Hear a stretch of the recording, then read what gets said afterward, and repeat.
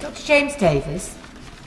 Thank you very much, Madam Deputy Speaker, and it's a pleasure to follow my right honourable friend, the member for the cities of London and Westminster. I too would like to congratulate the honourable member for West Lancashire for all of her very, very hard work on this bill, and I praise her constructive and cross-party efforts, which I recognise well from my time on the Health and Social Care Select Committee with her. Now, the Royal National Institute for Deaf People estimate there are 12 million people with hearing loss in this country, and this is potentially set to rise to 14.2 million adults by 2035. And I think at this point it's worth acknowledging yet again the role that Rose Ayling-Ellis has done to represent that community during her time on Strictly Come Dancing, and I know she's supporting this bill, which is fantastic. In Wales, roughly 7,200 people use BSL as a primary form of communication, and as we've heard across the UK, this rises to perhaps 87,000. And it's important to be aware that the use of BSL goes beyond those with hearing loss to include others, including those with learning disabilities, something referenced by the Right Honourable Member for Swindon South. Especially given the likelihood of the number of BSL users increasing further, I am supportive of efforts to promote and protect BSL, including through its increased recognition as a language of Great Britain. Now, the pandemic has had a significant impact on the way in which we communicate, and we've adapted to a more virtual way of contact very often, and the widespread use of face masks, again something that's been highlighted in this chamber. They obscure our lip movements, and that can be difficult for all of us, in fact, in shops and elsewhere, but particularly, of course, for those with hearing loss, it's been very difficult. And actually, I think that fact has helped drive society to embrace BSL over the course of the pandemic.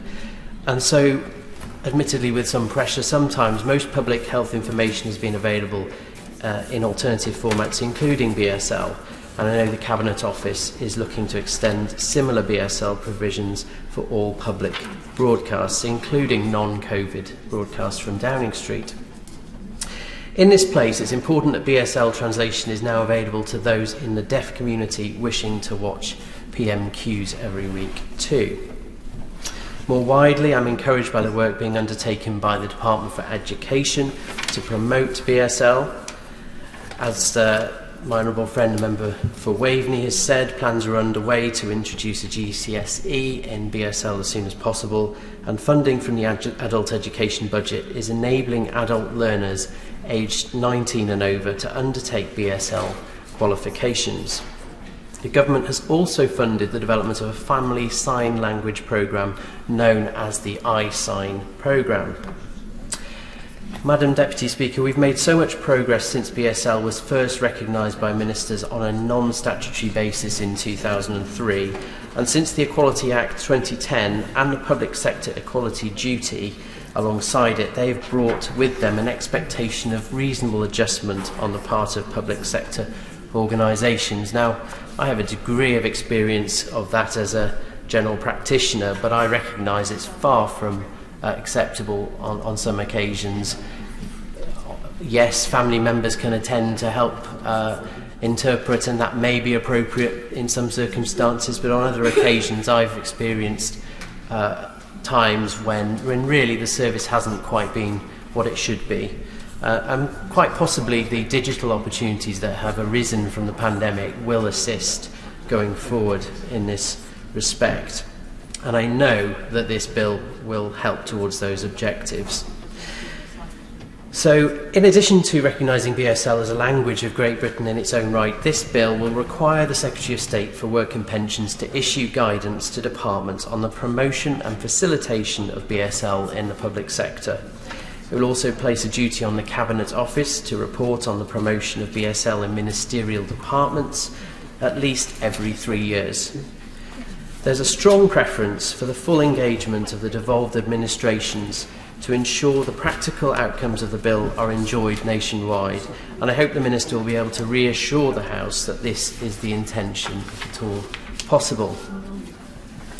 And the intention is that the DWP will establish a non-statutory board, the British Sign Language Council, to promote and advise on use of the language. The board would have the remit to issue guidelines via the Secretary of State that public bodies should take account of. One more thing, if I will. And doesn't he agree with me that one of the great successes of the last few years has been helping to encourage people with disabilities into employment? And actually putting this through the DWP should be an extra driver to help people who are deaf also into employment in the future. I absolutely agree with my honourable friend, and funnily enough I was coming on just to acknowledge that in my final comments.